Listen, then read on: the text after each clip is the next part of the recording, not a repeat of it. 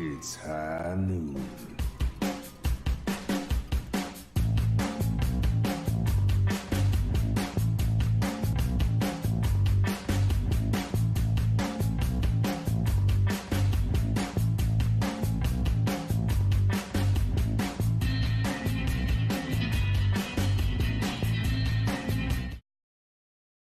Hello, everyone, and welcome to episode 33 of Foul Play. That's Fantasy Overwatch League play. Things are getting back to normal this week, as you can tell by the voice that's speaking already. I am, of course, Deathblow, joined by my usual cast of characters, Blevins and Papa A. Smith. Papa A. Smith, let's start with you, my man. How are you doing, my friend? Man, I am good. I am so good. I got a baby. My baby, by the way, 11 pounds, 4 ounces. He is an absolute unit. Absolute unit. This is an aid-level child right there. That is. Oh, he is. Whoa, hey. He's a big boy. Anyways, man, it's been awesome. During my stints in the hospital, I did accidentally forget to set my rosters, but, you know, life happens, and I still won a match, so hey, that's cool. But hey, Dallas home week, I smashed it 2-0 in both leagues, and it wasn't even close. All right, jumping ahead in segments already. I like it. Hey, Blevins, how are you doing, my friend?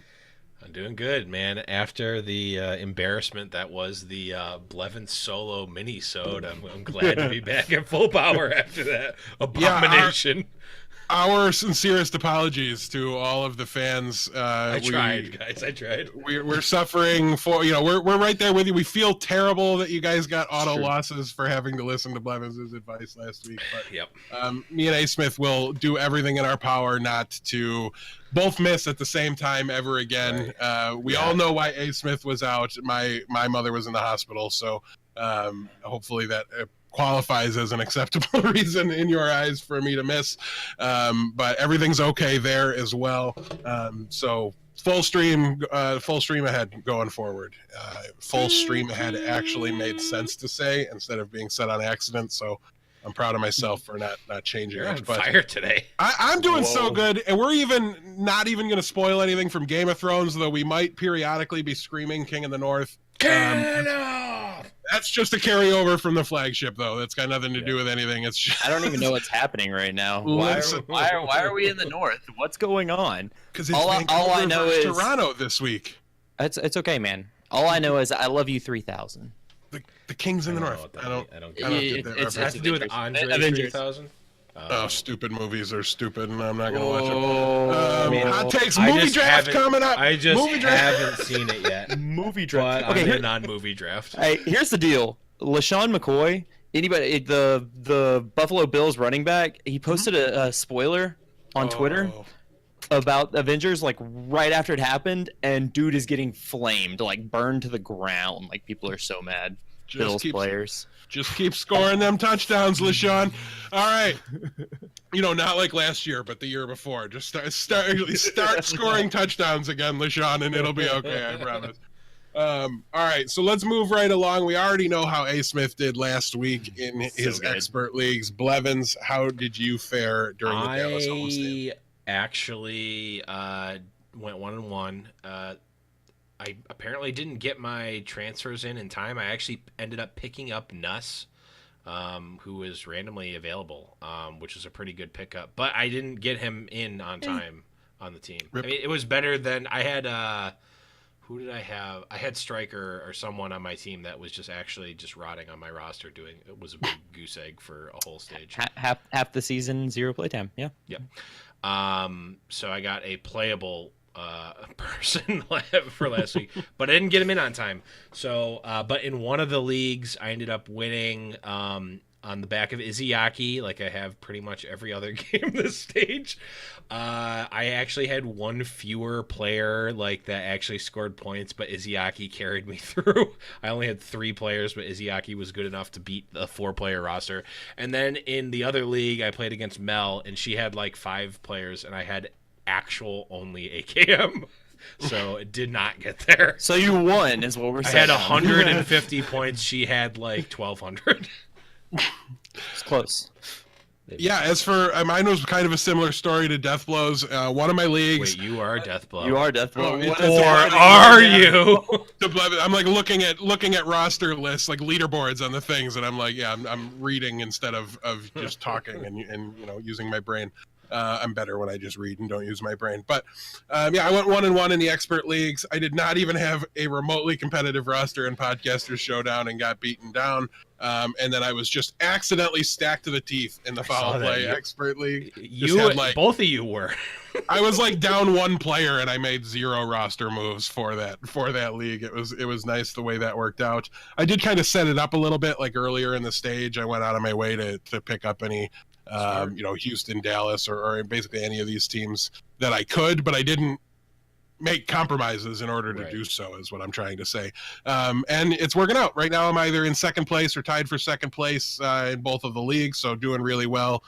Just cruising along, getting to the playoffs, hoping my team's still good when we get there. I do think I'll get better when DPS means DPS again. Like I've got Carpe in spots, and like Saya player is going to get way better when he gets out of Brig Jail, and just some players like that.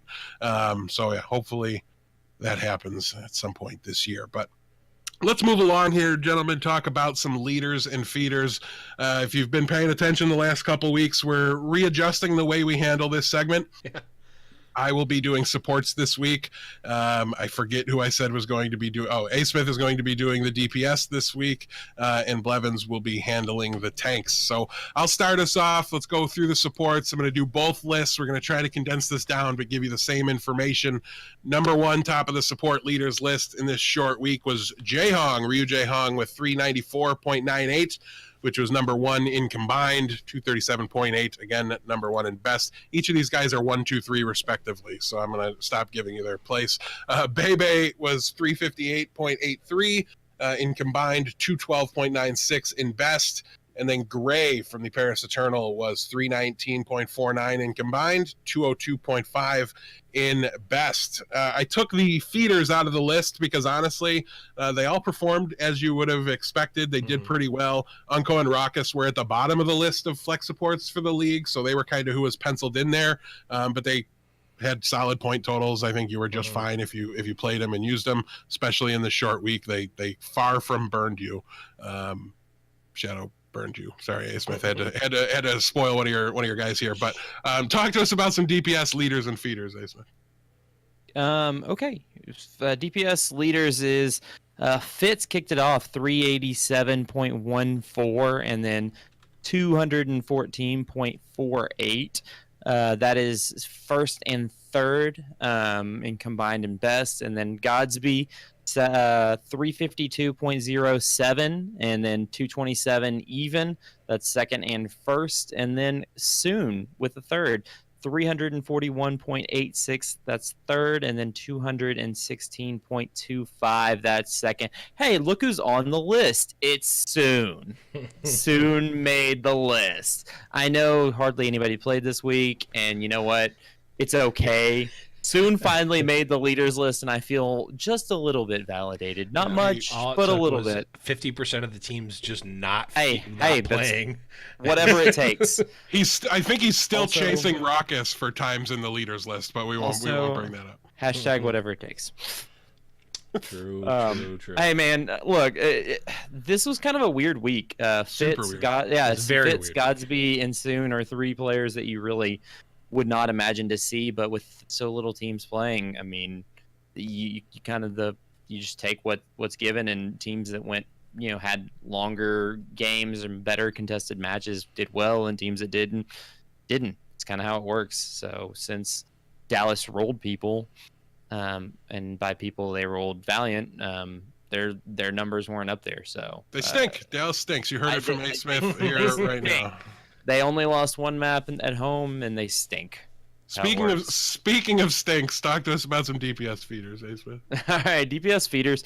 Two players that kind of actually share the map, which I'm not 100% on board with, but whatever. I think Crystal 203.03, that's 14th in combined, and 112.35, that's 15th in best, and then Shadowburn 154.99, 16th in combined, and 93.95, that's 18th in best. Both these players I actually think really should be on the stage the whole time. I know Danye has had moments of good, good. And honestly, I'm not a Dora fan, and no, just no. I'm sorry. Crystal gives you the best option. He's a good enough brig, and he's a way better everything else. So give me all those. They're trying to meta it, and hey, look, they're not winning as many games. So There's an adorable joke in there somewhere. I just couldn't word it in time to actually make it, but I figured we should recognize it nonetheless. I think if you looked a little bit further, maybe you would have gotten a Dora the Explorer. Okay, I'm done. Oh, too far. All right, so we're just going to skip leaders and feeders from the tank so that Blevins doesn't get to talk anymore. All right, Blevins, take it away for tanks. We had, topping off the charts here for the tanks, we had Michelle of the Soul Dynasty here with 300.64 in combined, 171.84 in best. That was first and second, respectively. We also had Rhea of the Hangzhou Spark, 293.39 in combined, 182.98 in best. That was second and first, respectively. And then we had the all-around third place tank here also from the Hangzhou Spark, Gushui, 283.81 and 170.45. These ones, I mean, they're not necessarily surprising. I mean, Gushui has shown some flashes of being really great. I mean, Rhea and Michelle also. I mean, but you don't really necessarily expect them to be at the top of the charts on a week-to-week basis, which makes sense, again, considering that most of the teams were not playing this week. So it was nice to see these guys up near the top and really scoring some big points for the teams.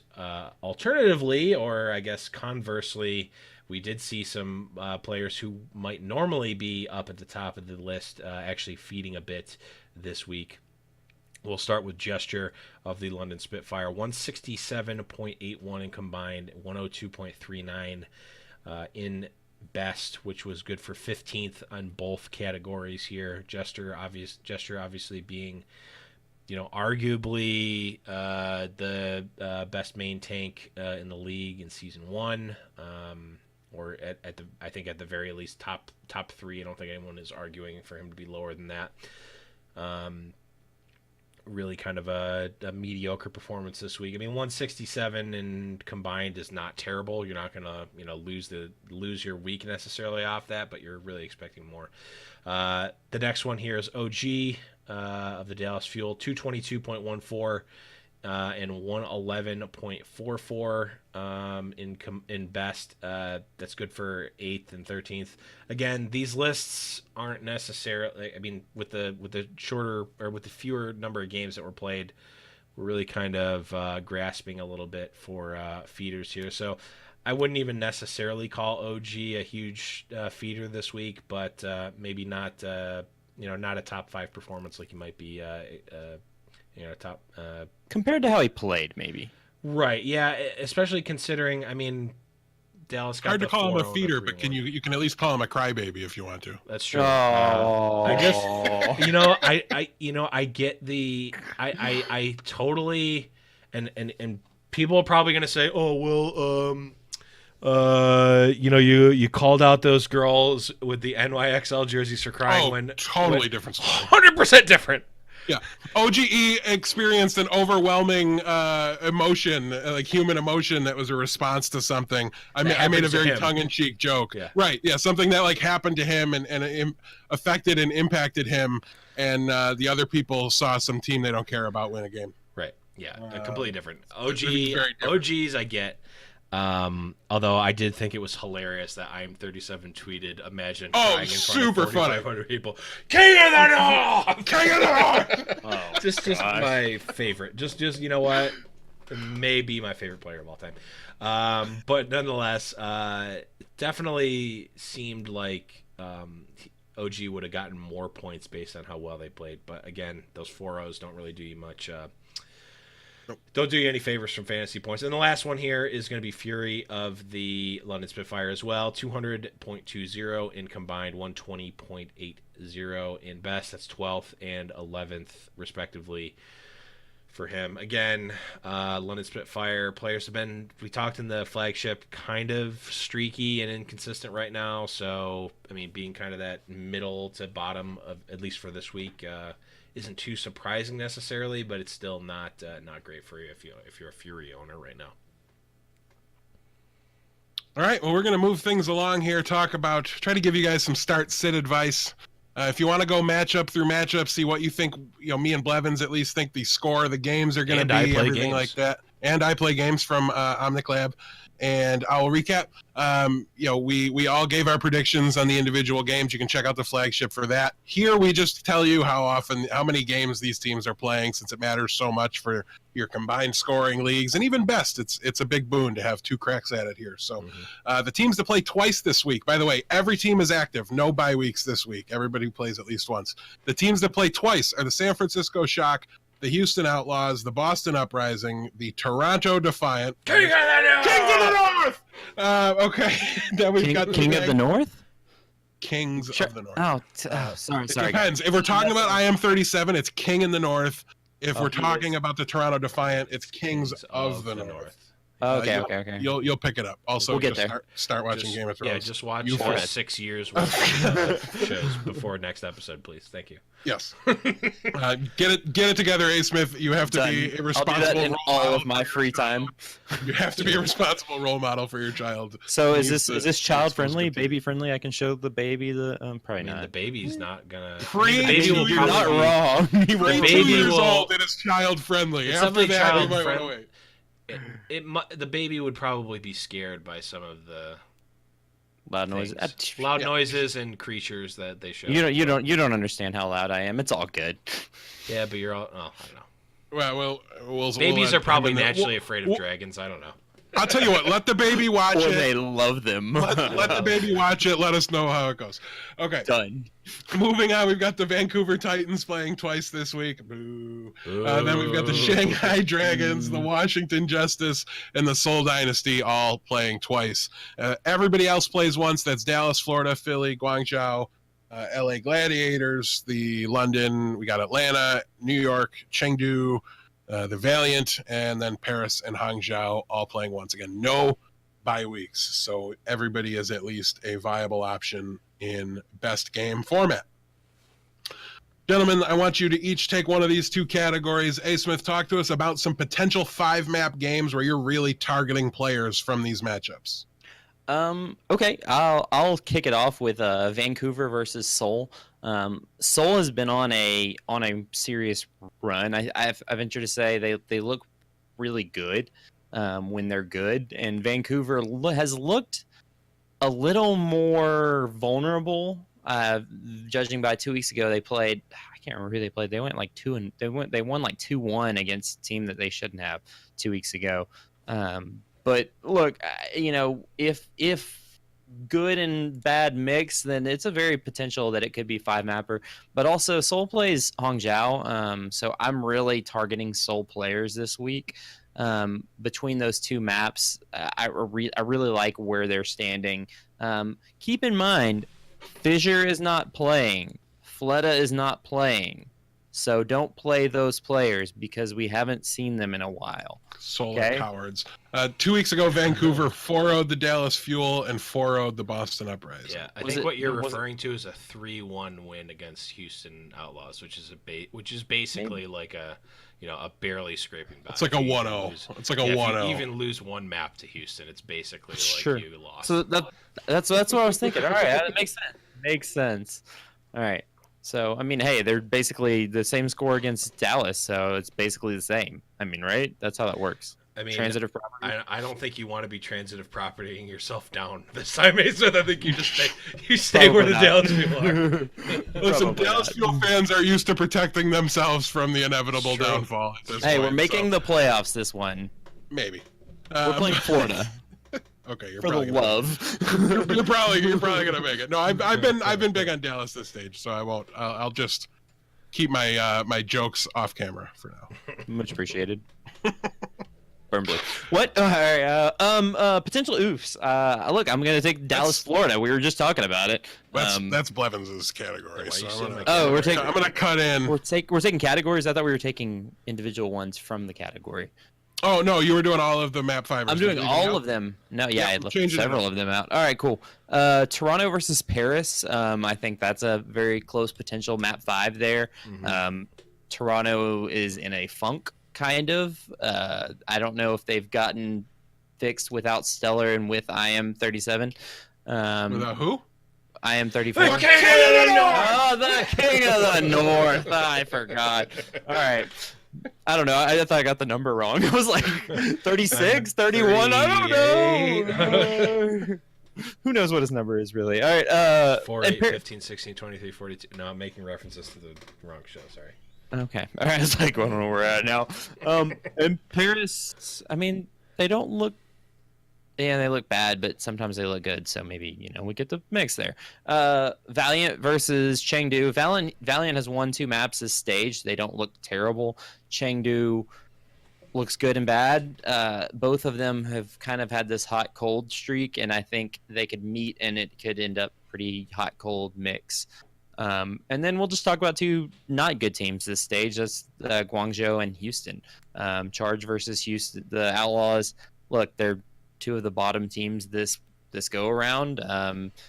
When 2 dumpster fires meet, let's see what happens.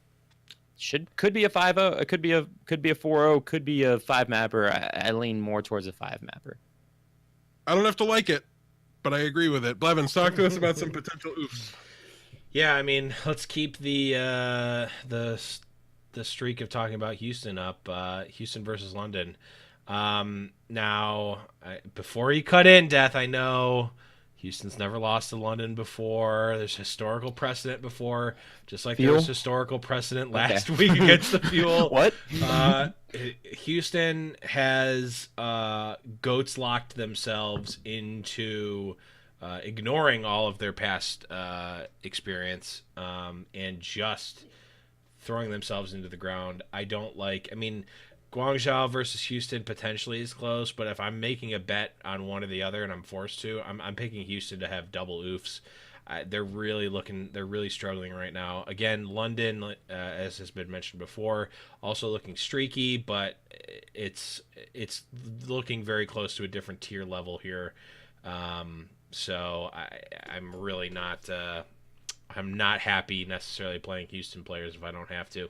It's 2 teams that are known to shoot themselves in the foot, so you could put it in either list, but like Houston tends to lop limbs off rather than just shoot themselves in the foot. So you got to lean London there. Sure. Exactly. The next oof we've got here is the aforementioned Dallas versus Florida. Really not much to say here. Dallas coming off of their the very first home game ever, a nice 2-0 performance where they got a huge confidence boost. They have playoff implications. They really have something to play for. Florida, they've got irons in the fire. Irons in the fire is all that really needs to be said about that. I already made my stupid Florida pun, so yeah, I'm not liking my chances at scoring a lot of fantasy points there. Last one here, San Francisco Shock versus Shanghai Dragons. Simply put, San Francisco has not lost a map yet this stage. Yeah, and it's really hurting their fantasy production. So as somebody that's got like a bet on Choi Hyo Bin out there somewhere, I think, like, please take get knocked down a peg at some point, San Fran. It's like Choi Hyo Min versus Aid, right? No, the Aid is just, I already won. I can't lose that one at this point. He'd have to be a top 20 point scorer among all supports, and he's missed half the season. So I'm good there. But I don't remember. I thought the Choi one was with you. Maybe I didn't have it. Maybe we just were loud about it during the draft prep. I don't know. We'll have to look back. We usually put them in the notes somewhere, so we'll look back. If anyone remembers, let us know. But yeah, I don't predict San Francisco is going to be losing their first map. I mean, they might before this match, but I don't predict that it's going to happen against the Shanghai Dragons. All right, so that wraps up the Who Do You Start This Week segment. Lean on those potential 5 mappers and maybe stay away from the oofs.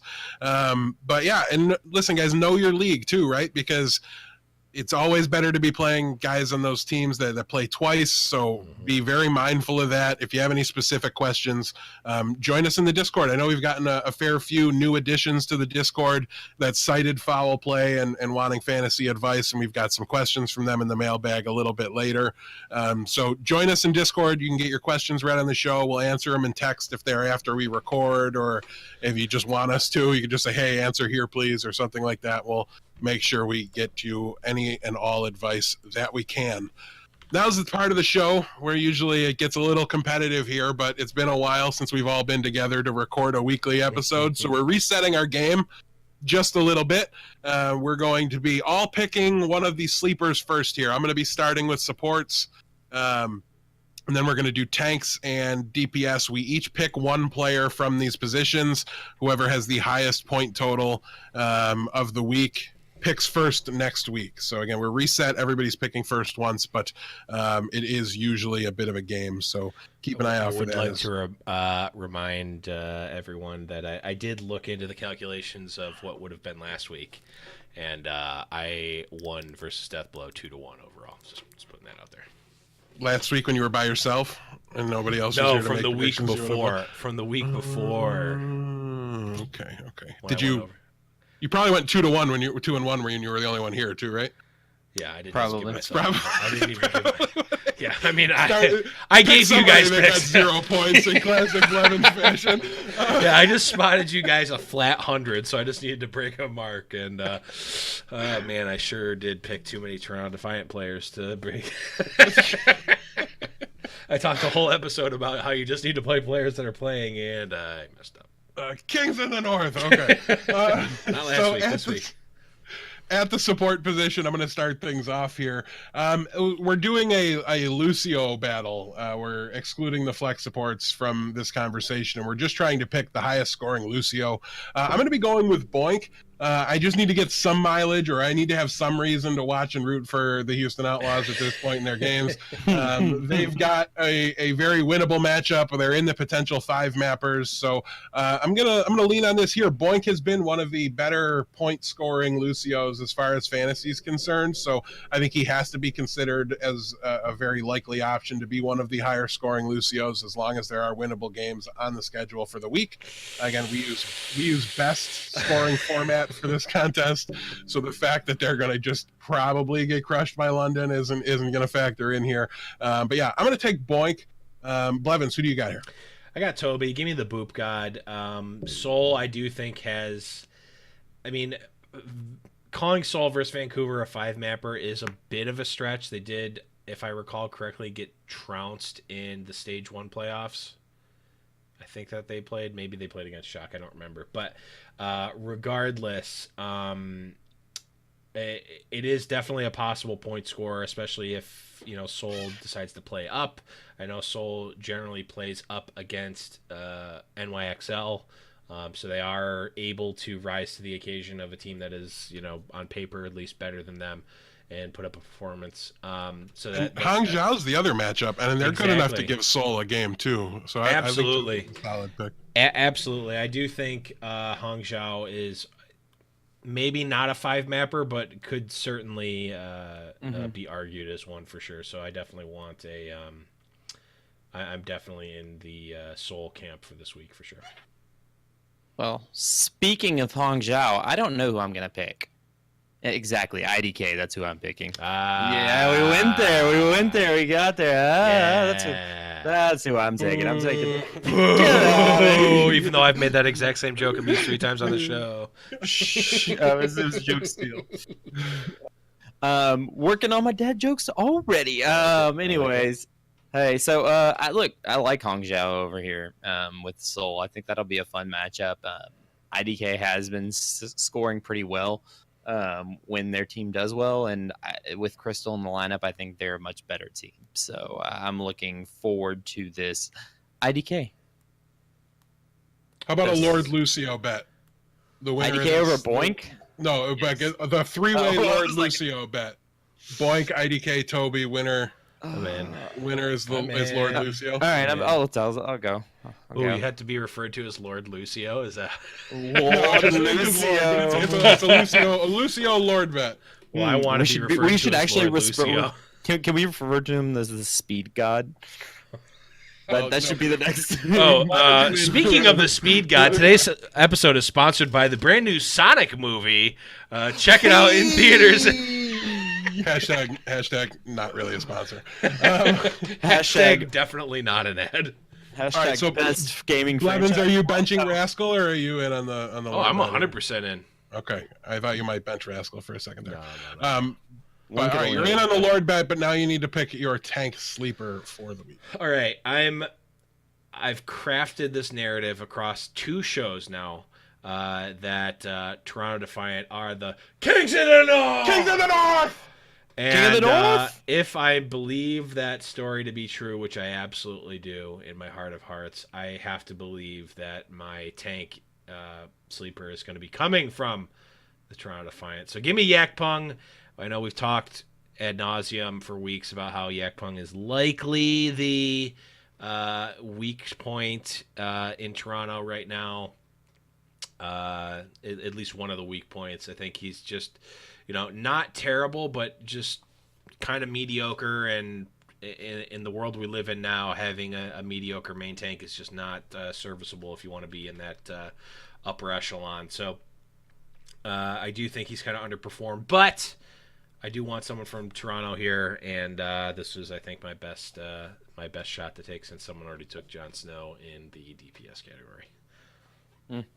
Spoilers. Can't be dropping Game of Thrones spoilers. I need to be able to yell King of the North later on, and people aren't going to expect it, because why would we do that? Hey, Smith, who do you got for a tank sleeper? I didn't say it was you. More spoilers! Throwing. You ruined this for yourself. We're throwing. I am taking Marvy 1. I'm taking go. Marvel, man. Marvy 1. Pre-show jokes. Pre-show jokes coming home to roost. I love it. All right, look, Marvel. I mean, if we're going to, you know what? Avengers just came out. I can't help it. I'm going full Marvel here. Please don't Stupid spoil. Full Marvel. Whoa, boy. I don't know what just happened. I just There snapped. was there was a loud metallic sound. I Ace was just all snapped. excited and went dead quiet. I'm like, what is going on? I just got dusted. Whoa. Anyways, look, Marvel.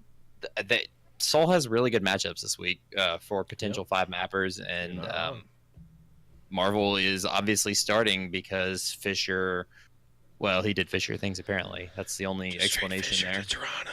Just trade Fisher to Toronto. Just trade Fisher to Toronto. I'm calling it now. I want it to happen. I'd actually get behind that. I mean, that I seems have like a feeling that there's a pick. reason that Fisher has been benched on every team he's played on, and even despite having shown on the field that he's really great. But even given that, I want him on the team. So I have a question. Is it field, court? What? How are we calling Stage. this? Stage? Yep. Okay. That's what I think that's the most concise way to. Okay. But if you say field or court, people are probably I mean, the people who are against booing at the live stadium probably don't understand what you're saying, but most people, I think, are going to. Do we need to throw in pitch? Is that a thing we need to do too? This Overwatch League players here coming up to the pitch here, starting is OG of the Dallas Fuel. I'm sorry, I had to do that. Icarium's getting all the shout-outs this week. All right. My tank sleeper of the week is Muma. Again, I think there's not a lot to do here. A little bit, but honestly, there's not a lot. I wanted somebody that played twice. I don't think it's gone well to try to cherry pick people that only have one shot at it. The potential 5 mappers this week are all kind of soft. I don't think this is a great week for locked and loaded 5 map games. So I didn't get the chance to take Marvel because he went 1 pick in front of me here, who I would have probably grabbed. Definitely wouldn't have been Yakpung. Kings of the North, but what can you do? I'm going to go with Muma. If Houston's going to do well this week, and he's been the one kind of the most consistent performer to me throughout this stage. He's a little bit on his own on an island, but nonetheless, if this team is going to pull, like, I don't know, Blevins, you're pulling a Houston right now. You're just all out of sorts. You're screwing everything up. Actively throwing coins around and making noise. So yeah, listen, I'm just gonna go with Muma. It's an outside shot, but I've got 2 cracks at it. I think both matchups are in the winnable category, though I'm not picking them in either of them in my pick'ems. But doesn't mean they can't be competitive enough. They won the Temple of Anubis match before. We know they're pretty solid most of the time on King of the Hill, at least until they die once, and then it's full goats. But yeah, it's a tough spot for me to be in there. But yeah, I'm going to take Muma. We're going to move into the DPS category here now. A. Smith, you get the first pick. You're the one that's borderline cheating this week, but we did allow it. So. Borderline cheating. I am taking the #1 leader from this week, so I guess I'm 100% cheating. I don't care. I'm taking Fitz because if some people genuinely still think Flood is a good pick, so Fitz is playing and he is kicking teeth. So he's kicking teeth in. That's what he's doing. Taking names. For my money, I let you pick Fitz because that was the best chance I could see to get Fleta back into the starting roster and get Fitz on the bench. That is very valid. So as soon as I pick somebody, that's why I allowed it. You've got a history of just having benched players in these sleepers, so I can see it happening already. For my pick here, who else? Azora High, the prince who was promised, the King of the North! the King of the North! I am 37. Who does he play for? The Kings of the North of the Toronto Defiant. Listen, Blevins called it this week. They're beating Vancouver. Yep. That one's going to be a landslide. Just no game 5. That's a 4-0 win for Toronto. But against Paris, it could be pretty close. We've got that one in the potential 5 mappers category. No, I think your Toronto players, they've been struggling. They've been lower for you in fantasy this stage than they were last stage. I think people might be really hesitant to use I am 37, who was a hot waiver wire pickup and really hasn't done a whole lot to kind of back that up other than have the play time to warrant being ownable. But yeah, I think he's only going to get better and be more integrated over time. Combine that with the Paris matchup on the schedule, similar to Houston, like they might not be doing great right now, but there's matchups here that are going to at least allow them to be competitive no matter what direction it goes. It shouldn't be a blowout. So I think IM37 has a really good chance to have a solid week this week. Blevins, wrap up the sleepers with your DPS pick. Yeah, I'm going Color Hacks of the Boston Uprising. They've got the match against LA Gladiators, which I think... that it's arguably a 5-mapper. Again, the 5-mappers this week are kind of soft. You could make an argument for or against a lot of them. I could see making an argument for a 5-mapper with LA Gladiators. And then they're playing against Washington Justice, which is maybe a potential oof, but probably a 3-1. I wanted someone from... I wanted someone from Boston here. They're playing both match. I do think that the Boston versus LA Gladiators match is going to be a good point scorer. I think one way or the other. It's going to be competitive regardless. And I believe, if I remember correctly, Boston is in the mix for playoffs. Yeah. They're like 3. Yeah, it's a must win if they want a shot at playoffs. So they're definitely playing for more than the LA Gladiators are. So I think it has that it has the chance to be tipped a little bit more in the competitive category than maybe it would be on paper. Their map differential is brutal. Their 2 wins were 5 mappers, so they're -7 overall. Every other team with sweeps, weren't they? Yeah. Yep. Yeah, they're the first 2 matches of the stage. I think they're on a 3-game losing streak here, so probably going to be a little rough, but like we said, that there's not a lot of those potential 5 mappers that you feel like this is anybody's game. It's each one of them you're like, I'm pretty sure I know who's going to win here. The one whose outcome is the most in doubt, actually the bottom 2, I think the outcomes are in doubt, but just because the outcome's in doubt doesn't mean it's likely to go to 5 or anything like that. Like it's just 3-1 one way or the other for the Valiant versus the Hunters and the Charge versus the Outlaws. So let's move along here. We've got to discuss the mailbag. We've got a couple questions, 3 of them in. One of them's from a new patron member, Lucius Greystone. Lucius, You sent a similar question to what the Bellman sent, and I kind of like combined the two of them together. So your first question is going to be addressed a little bit later, but your second one was with Washington adding Arc and Sleepy. What's the next roster move they could make to give them the best chance at being a solid mid-table team?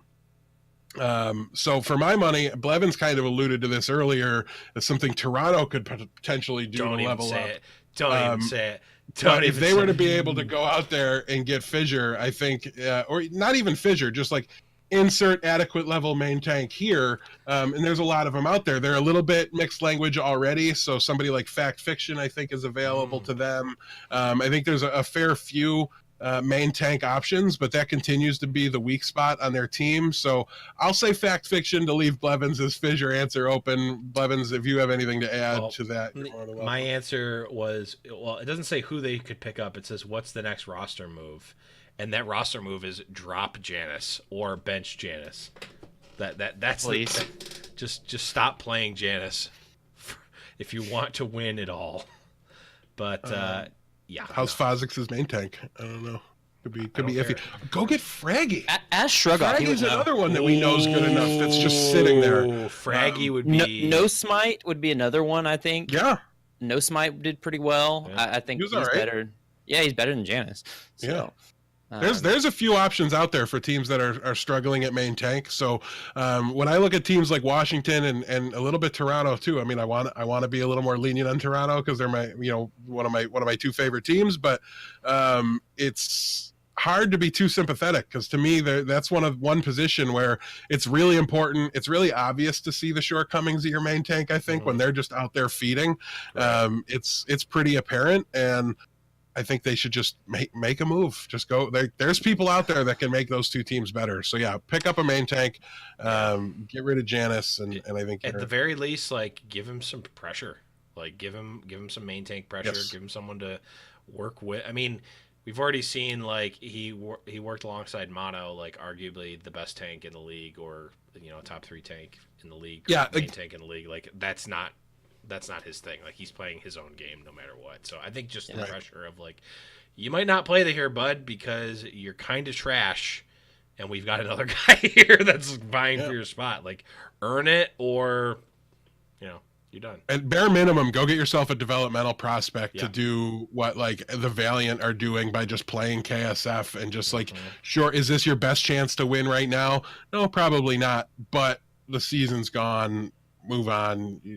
You've got to have 4 or 5 wins under your belt at the end of this stage to even be remotely in the conversation for the wild card, I think. And Washington's not going to get there. I don't think there's enough games left for them to get there. So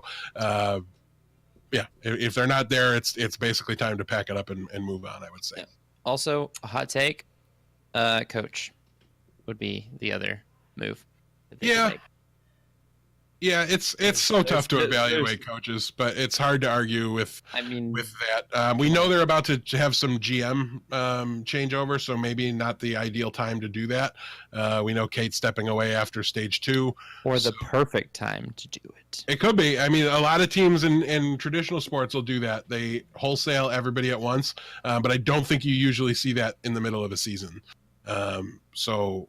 yeah, it would be a little tough, but I would get themselves a nice solid developmental main tank. Maybe I'm wrong about Fissure. I don't like that option anymore. He's a win now kind of a guy.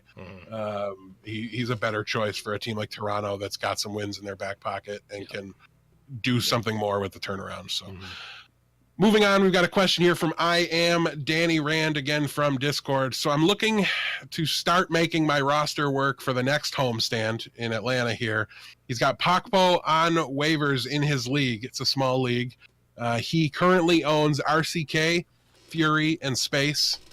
He's got to make some room. He's leaning towards getting rid of Space, I think this is, and he just wanted a second opinion. A. Smith, I'm going to give you a first crack at this one. What do you think? Who should he drop to pick up Pakpo to be better prepared for the homestand?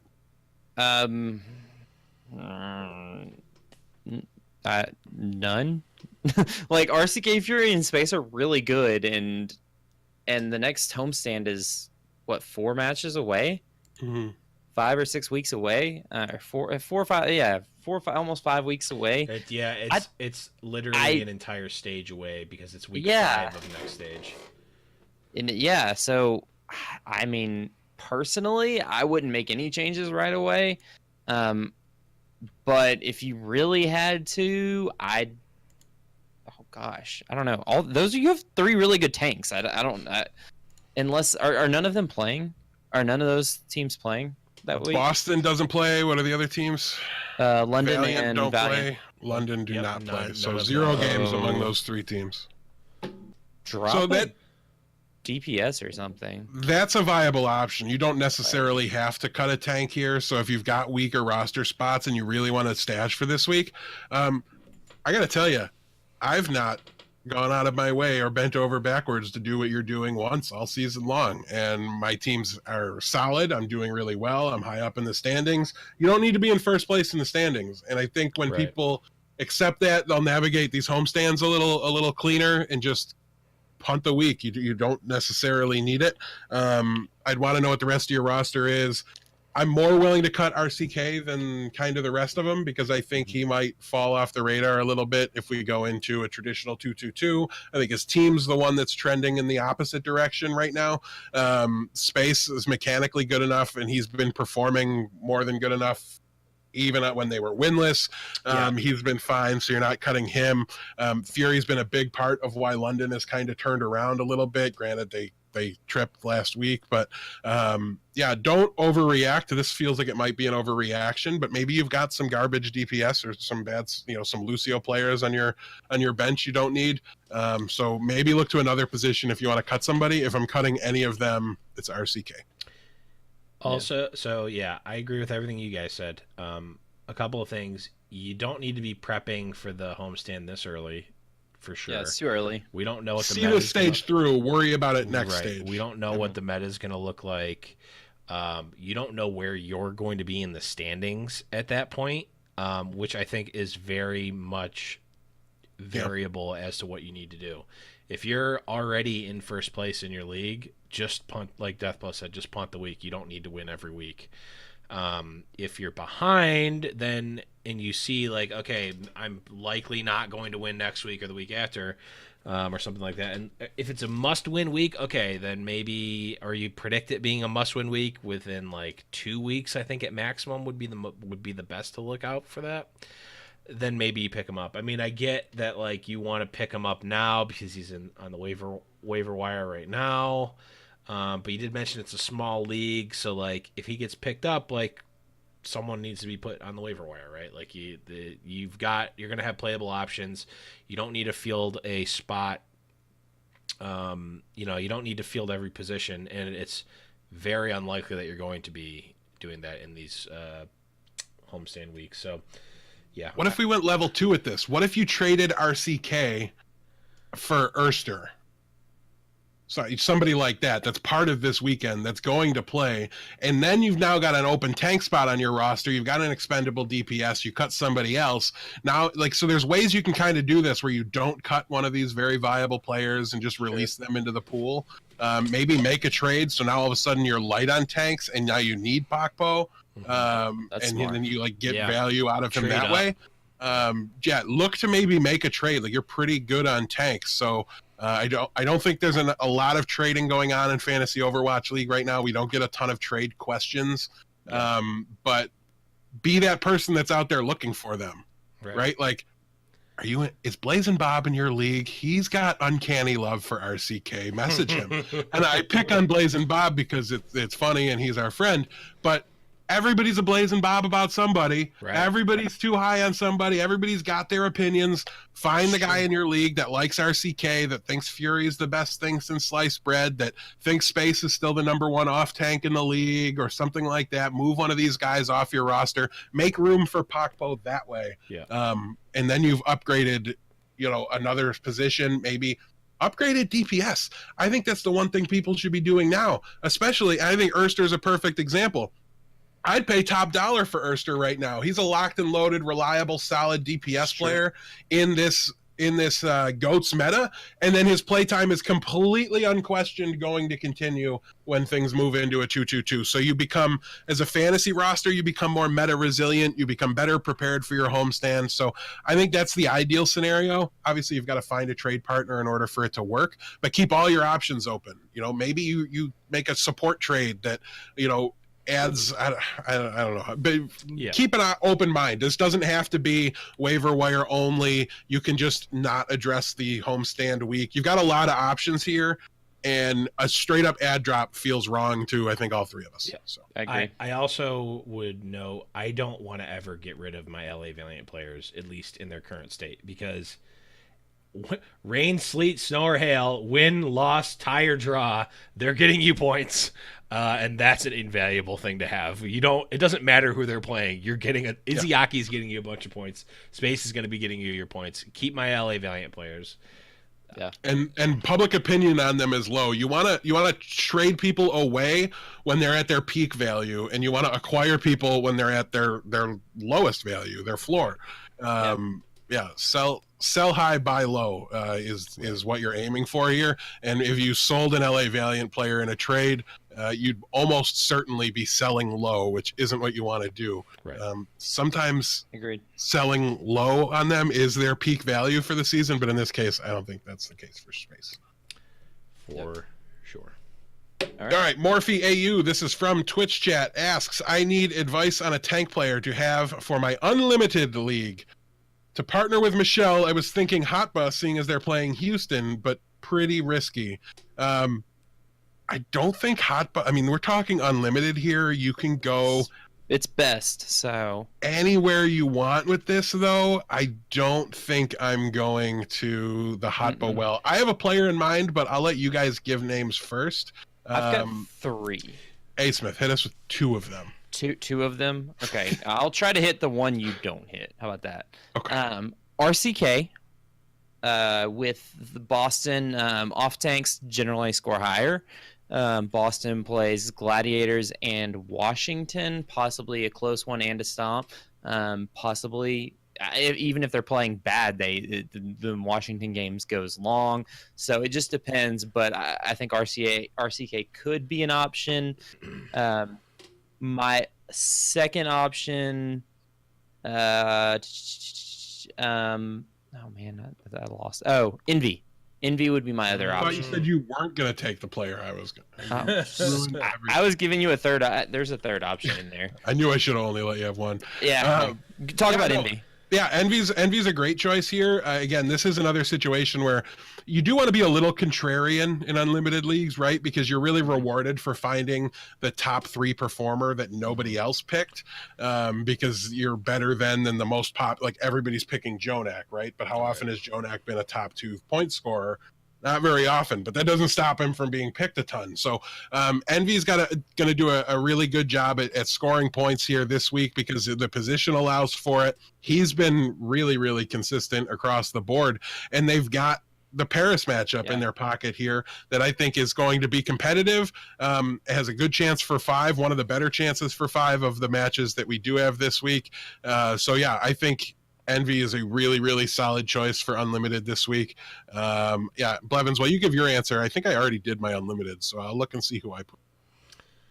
Yeah, you've got a week where Vancouver Titans are playing twice. All my heart and my will aside, the Toronto match might not be close, but the Seoul one I think will be. Vancouver Titans, Janu, or I guess maybe Bumper is a decent choice. I'm not thrilled to pick Bumper, and you don't have to with unlimited, but it's unlimited. I wouldn't go main tank at all. I would always go off tank. So right. the two I picked for my unlimited roster are Fury and Space. They're both in situations where they're in that 5 map conversation here. London, okay. London he's not actually on the list of potential 5 mappers we read, but again, I think the Houston matchup's going to be likely competitive. I don't know. That one's a little softer. I think I did it kind of quick at work, so. Yeah.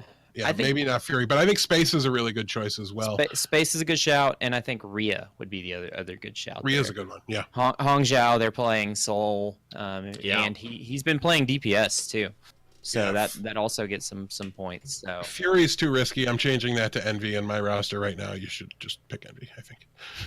pick Envy forehead. Also, drop Ungo. They're he said in deal he has Unco. Unco, they're playing Florida. That's it. Yeah. He's not going to score points. It's an oofer. Yeah, Unco is not going to be a point scorer for you. All right, Blevins, anything to add there? I already made my incorrect pick of Well, Bumper, but not actually. I just needed to- Janu. Well, Janet wouldn't be bad.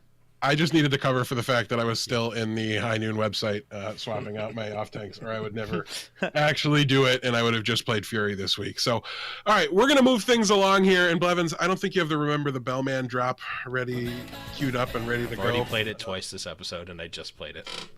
Okay, so we're gonna remember the Bellman here. Again, this is a little bit of a combination of a question that the Bellman sent us. Also, Lucius had a similar question, and I tweaked it a little bit to, I think, just give us the best form of the conversation that we can have. Which team do you think will have the biggest home field advantage next season? Let's start things off with Blevins. He's just going to first pick GoldenEye, get it wrong, and then the correct answers will be there for A. Smith and I. That's Who it. you got? I've got two. Okay. Well, we One. got to pick one. I mean, you Okay, can pick fine, one. one. All right, well, I won't do If my you're going build-up. first, you can't take up multiple choices. On Fine.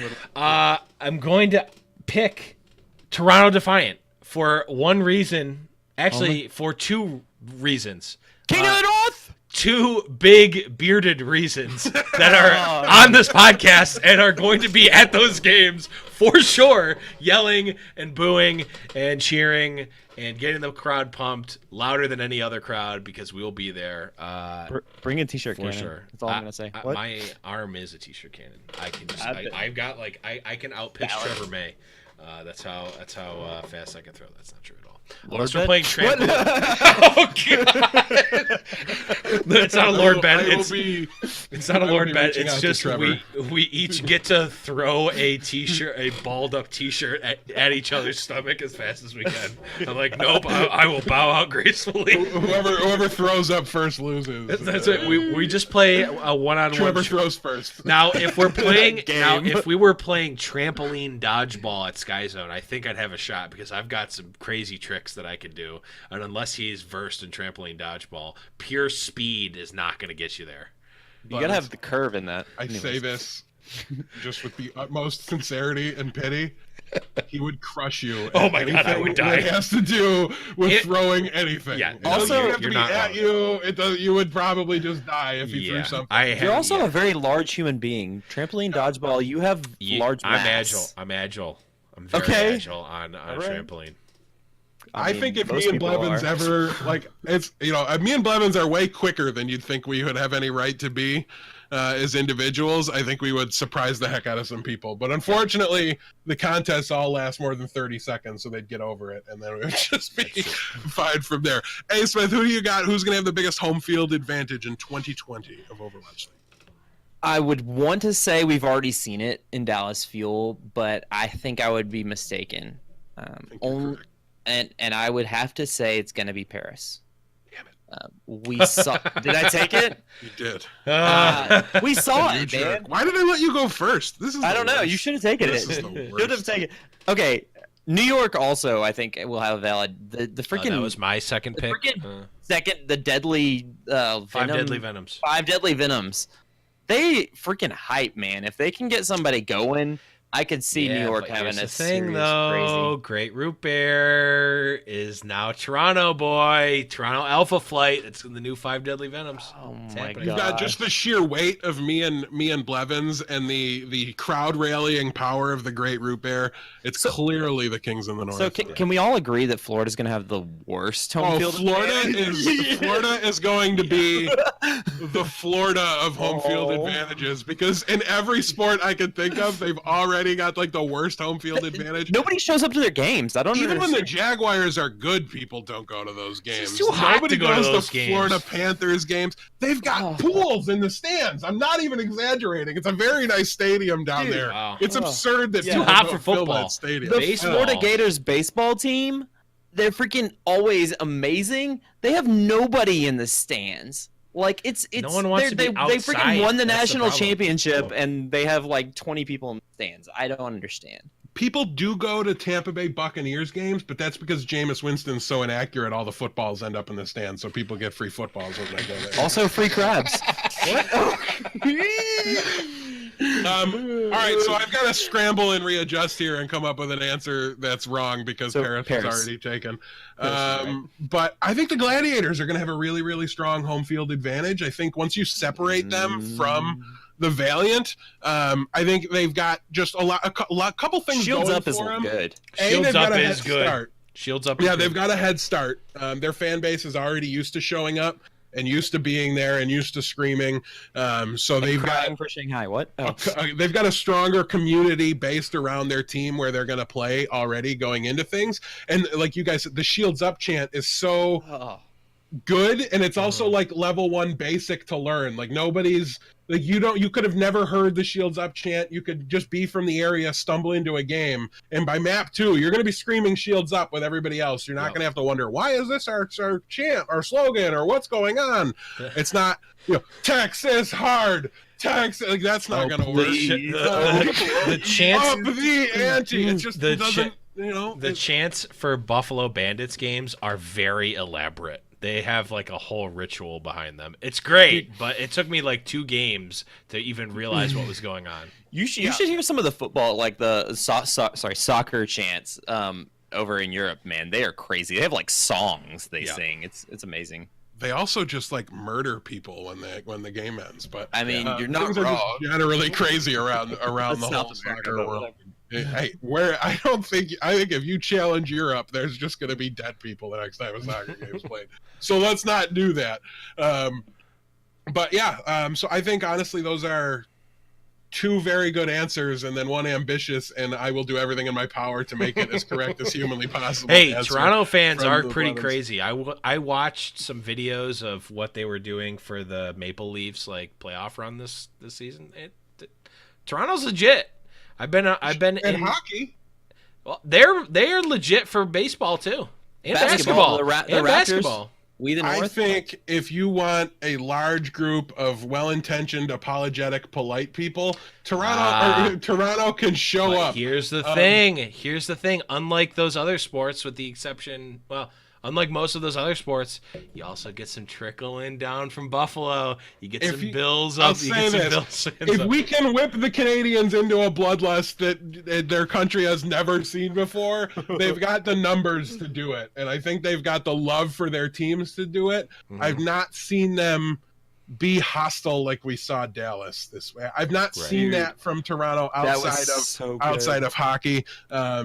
Everything about hockey is hostile in Canada, I promise you. That's fair.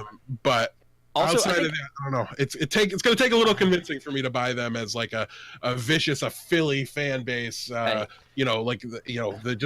mean, nobody wants to go there. I buy it because I'll literally be there. Yeah, I mean we'll do our part. We'll do our part. As soon as Australia gets a team, they're also going to have Ooh. home field advantage. Yeah, but nobody will understand them. They'll just you know be what? babbling You incoherently. don't have to understand what they're saying to feel the wrath. You're just gonna pick up a random 4-letter word every now and then and just be like, "Oh, they're angry." They're going to be talking about tighter than a fish's butthole, and then you're going to have no idea what's going on. All right, well, gentlemen, that is going to wrap up the show for this week. We'll put a bow on episode 33 here. A note to the viewers: we're going into like a month off, okay, and we don't know exactly what that's going to do to the foul play schedule. Fake drafts. I'm going to go out on a limb Fake drafts. and guarantee you 1 draft during the downtime. Heck yes. So it might be a week off next week. Maybe we'll have a bunch of draft ideas and we'll just be excited and want to do it. Who knows? But we do kind of like to get a little bit of a break. Obviously, we just all missed some number of weeks over the past month. It's been like 3 weeks since we've had the full crew together. So maybe a week off just to allow us to reset, allow A. Smith to get comfortable building his new family, everything like that, that he needs to do. So we don't know. Keep an eye on Twitter. We won't be gone for long. We're not going to leave you, without us throughout the entire break. Maybe we'll almost certainly do a draft. We had a lot of fun with that. I know I want to see A. Smith draft from the 3 spot pretty badly. I will. Spike Mario, like a champion / cheater. But yeah, so we'll kind of reset things a little bit, come back and hopefully have some good fun for you in the off season or a little break, and then we'll be back at it for stage 3. That's going to be the road to the playoffs. Things are going to be wrapping up fast for fantasy because stage 4 is going to be almost entirely playoff conversation and playoff time. So get ready. You're 2/3 of the way done at the end of this week as far as your fantasy leagues are concerned. So thank you guys so much for joining us, tuning in for the Blevins. For A. Smith, I am Deathblow. We will see you guys next week. Got his boots and he put on his hat. He threw the coin away that same day. It's in his past and he's not looking back. He says, finding mine now, God's my way. He's not good, but he sure ain't bad. He'll make amends for the sins that he has. He says, I'll change